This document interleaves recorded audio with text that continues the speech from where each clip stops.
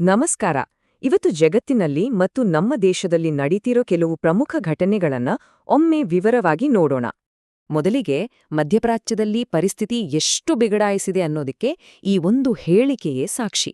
ಇರಾನ್ನ parliament speaker ಕೊಟ್ಟಿರೋ ಈ ಹೇಳಿಕೆ ಇದೆಯಲ್ಲ, ಇದೊಂದು ಬರೀ ಎಚ್ಚರಿಕೆಯಲ್ಲ, ಇದೊಂದು ನೇರ ಬೆದರಿಕೆ. ಸದ್ಯಕ್ಕೆ ಆ ಇಡೀ ಪ್ರದೇಶ ಸಿಡಿಯೋಕೆ ರೆಡಿಯಾಗಿರೋ ಒಂದು ಸಿಡಿಮದ್ದಿನ ತರ ಆಗಿದೆ. ಒಂದರ ಮೇಲೊಂದು ದಾಳಿಗಳು, ಆರೋಪಗಳು, ಪ್ರತಿದಾಳಿಗಳು ನಡೀತಾನೇ ಇವೆ. ಇದರಿಂದಾಗಿ ಒಂದು ದೊಡ್ಡ ಮಟ್ಟದ ಯುದ್ಧವೇ ಶುರುವಾಗ್ಬಿಡುತ್ತಾ ಅನ್ನೋ ಆತಂಕ ಎಲ್ಲೆಡೆ ಇದೆ.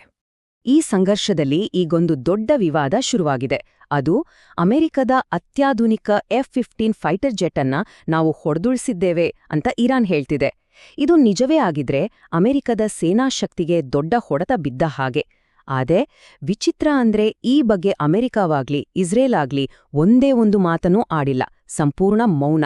ಹಾಗಾದ್ರೆ ಇರಾನ್ ಹೇಳಿದ್ದು ಸುಳ್ಳ ಅಥವಾ ಇದೊಂದು ಯುದ್ಧತಂತ್ರನ ಅನ್ನೋದು ಇನ್ನೂ ಸ್ಪಷ್ಟವಾಗಿಲ್ಲ. ಅಂದಹಾಗೆ ಈ ಸಂಘರ್ಷ ಬರೀ ಎರಡು ದೇಶಗಳ ನಡುವೆ ಸೀಮಿತವಾಗಿಲ್ಲ. ಅಮೆರಿಕ ಇರಾನಿನ ಕ್ಷಿಪಣಿ ಕಾರ್ಖಾನೆ ಮೇಲೆ ದಾಳಿ ಮಾಡಿದ್ರೆ ಅದಕ್ಕೆ ಪ್ರತಿಯಾಗಿ ಇರಾನ್ ಕೂಡ UAE, ಇಸ್ರೇಲ್ನ ಪ್ರಮುಖ ಏರ್ಪೋರ್ಟ್, ಅಷ್ಟೇ ಯಾಕೆ ಅಮೆರಿಕದ ಸೇನಾ ನೆಲೆಯ ಮೇಲೂ ದಾಳಿ ಮಾಡಿದೆ. ಅಂದ್ರೆ ಯುದ್ಧದ ವ್ಯಾಪ್ತಿ ನಿಧಾನಕ್ಕೆ ಇಡೀ ಮಧ್ಯಪ್ರಾಚ್ಯಕ್ಕೆ ಹರಡ್ಕೊಳ್ತಿದೆ. ಈಗ ಆ ಭಾಗದ ಬೇರೆ ಪ್ರಬಲ ರಾಷ್ಟ್ರಗಳು ಕೂಡ ಈ ಸಂಘರ್ಷಕ್ಕೆ ಧುಮುಕು ಸೂಚನೆ ಕೊಡ್ತವೆ. ನೋಡಿ, ಟರ್ಕಿಯ ವಿದೇಶಾಂಗ ಸಚಿವರು ಕೊಟ್ಟಿರೋ ಈ ಹೇಳಿಕೆ ಗಲ್ಫ್ ದೇಶಗಳು ಇರಾನ್ ವಿರುದ್ಧ ಒಂದಾಗಬಹುದು ಅನ್ನೋದನ್ನ ತೋರಿಸ್ತಿದೆ. ಟರ್ಕಿಯಂತಹ ದೇಶ ಈ ವಿಚಾರದಲ್ಲಿ ಒಂದು ನಿಲುವು ತಗೊಂಡ್ರೆ ಸಂಘರ್ಷ ಇನ್ನಷ್ಟು ಜಟಿಲವಾಗೋದು ಖಚಿತ.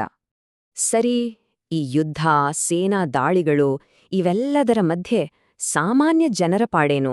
ಈ ಸಂಘರ್ಷ ನಾಗರಿಕರ ಮೇಲೆ ಯಾವ ರೀತಿ ಪರಿಣಾಮ ಬೀರುತ್ತಿದೆ ಅಂತ ಈಗ ನೋಡೋಣ. ವಿನಾಶದ ಪ್ರಮಾಣ ನಿಜಕ್ಕೂ ಆಘಾತಕಾರಿ. ಈ ಸಂಖ್ಯೆಯನ್ನೊಮ್ಮೆ ನೋಡಿ. ಇರಾನ್ನಲ್ಲಿ 81,000ಕ್ಕೂ ಹೆಚ್ಚು ನಾಗರಿಕ ಮೂಲಸೌಕರ್ಯಗಳು ನಾಶವಾಗಿವೆ. ಅಂದ್ರೆ ಶಾಲೆಗಳು, ಆಸ್ಪತ್ರೆಗಳು, ಮನೆಗಳು, ಹೀಗೆ ಜನರ ದೈನಂದಿನ ಬದುಕಿಗೆ ಬೇಕಾದ ಎಲ್ಲವೂ ಹಾಳಾಗಿವೆ. ಅಲ್ಲಿನ ಕರಾಳ ವಾಸ್ತವ ಎಷ್ಟಿದೆ ಅನ್ನೋದಕ್ಕೆ ಇದೊಂದು ಉದಾಹರಣೆ.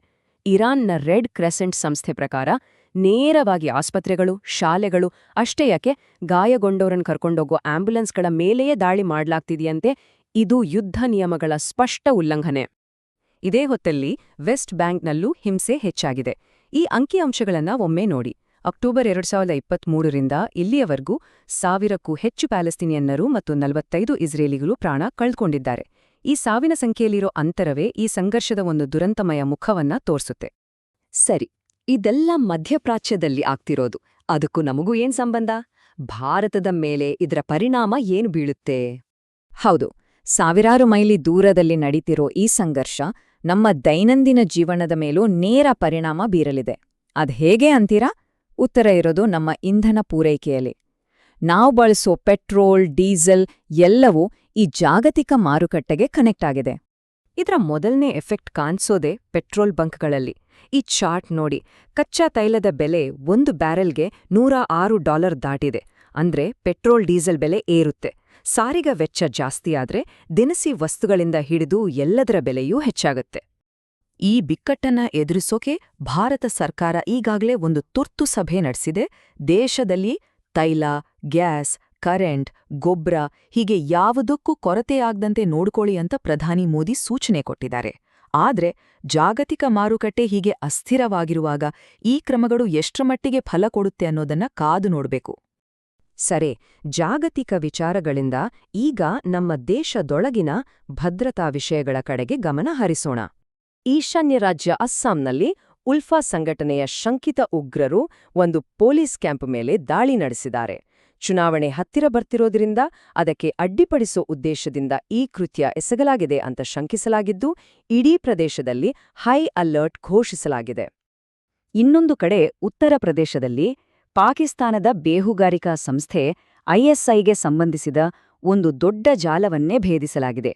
ಈ ಪ್ರಕರಣದಲ್ಲಿ ಬಂಧಿತರ ಸಂಖ್ಯೆ ಈಗ 14ಕ್ಕೆ ಏರಿದೆ. ಇದು ನಮ್ಮ ಆಂತರಿಕ ಭದ್ರತೆಗೆ ಎಷ್ಟು ದೊಡ್ಡ ಸವಾಲಿದೆ ಅನ್ನೋದನ್ನ ತೋರಿಸುತ್ತೆ.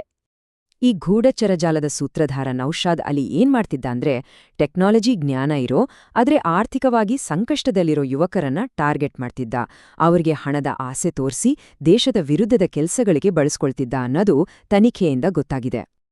ಕೊನೆಯದಾಗಿ ದೇಶದ ರಾಜಕೀಯ ರಂಗದಲ್ಲಿನ 2 ಪ್ರಮುಖ ಬೆಳವಣಿಗೆಗಳತ್ತ ಒಂದು ನೋಟ ಹರಿಸೋಣ.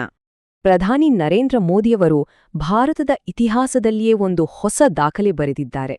ಮುಖ್ಯಮಂತ್ರಿ ಮತ್ತು ಪ್ರಧಾನಿಯಾಗಿ ಒಟ್ಟಾರೆಯಾಗಿ ಸತತ 8,931 ದಿನಗಳ ಕಾಲ ಅಧಿಕಾರದಲ್ಲಿದ್ದ ಹೆಗ್ಗಳಿಕೆಗೆ ಪಾತ್ರರಾಗಿದ್ದಾರೆ. ಇನ್ನು ಕರ್ನಾಟಕದಲ್ಲಿ 2 ಕ್ಷೇತ್ರಗಳ ಉಪಚುನಾವಣೆಗೆ ಕಾಂಗ್ರೆಸ್ ತನ್ನ ಅಭ್ಯರ್ಥಿಗಳನ್ನು ಘೋಷಿಸಿದೆ. ಇಲ್ಲಿ ಗಮನಿಸಬೇಕಾದ ಅಂಶ ಅಂದ್ರೆ 2 ಕಡೆ ರಾಜಕೀಯ ಕುಟುಂಬಗಳ ಸದಸ್ಯರಿಗೆ ಟಿಕೆಟ್ ನೀಡಲಾಗಿದೆ. ಇದು ಪಕ್ಷದೊಳಗೆ ಒಂದಷ್ಟು ಅಸಮಾಧಾನಕ್ಕೂ ಕಾರಣವಾಗಿದ್ದು, ಕುಟುಂಬ ರಾಜಕಾರಣದ ಚರ್ಚೆಯನ್ನು ಮತ್ತೆ ಮುನ್ನೆಲೆಗೆ ತಂದಿದೆ. ಹಾಗಾಗಿ ಜಾಗತಿಕ ಮಟ್ಟದ ಸಂಘರ್ಷಗಳಿಂದ ಹಿಡಿದು ನಮ್ಮ ರಾಜ್ಯದ ರಾಜಕೀಯದವರೆಗೂ ಪ್ರತಿಯೊಂದು ಘಟನೆಯೂ ಒಂದಕ್ಕೊಂದು ಸಂಬಂಧ ಹೊಂದಿದೆ. ಇದೆಲ್ಲವೂ ನಮ್ಮ ಮುಂದೆ ಒಂದು ದೊಡ್ಡ ಪ್ರಶ್ನೆಯನ್ನ ಇಡುತ್ತೆ. ಹೀಗೆ ಜಾಗತಿಕವಾಗಿ ಒತ್ತಡ ಹೆಚ್ಚಾಗ್ತಿರುವಾಗ ದೇಶಗಳು ತಮ್ಮ ಭದ್ರತೆ ಮತ್ತು ಶಾಂತಿಯ ನಡುವೆ ಹೇಗೆ ಒಂದು ಸಮತೋಲನವನ್ನ ಕಂಡುಕೊಳ್ತವೆ?